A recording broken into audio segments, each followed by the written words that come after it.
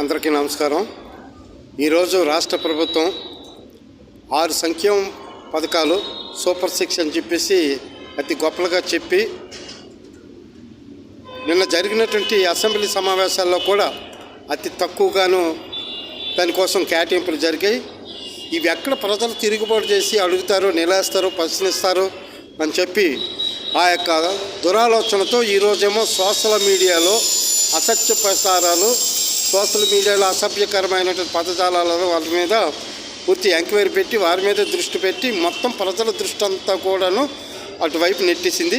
ఇది కరెక్ట్ కాదు. ప్రజలు కూడా గమనించండి. వాస్తవమే, ఇప్పుడు కాదు, మొదటి నుంచి ఆ ప్రభుత్వంలో ఉన్నప్పుడు జరిగాయి, ఈ ప్రభుత్వం వచ్చినప్పుడు కూడా జరిగాయి. సోషల్ మీడియాలో ఎవరి ఇష్టానుసారంగా వాళ్ళు పేరటం, మాట్లాడటం, అసభ్యకరమైన మాట్లాడటం, ఇవన్నీ గతం నుంచి జరుగుతూనే ఉన్నాయి. ఇప్పటికిప్పుడు ఏమి కొత్తగా జరగలేదు, కొత్తగా వచ్చినటువంటి శ్లోకం ఏమీ కాదు. దానికి వీటి నుంచి డైవర్ట్ చేయడానికి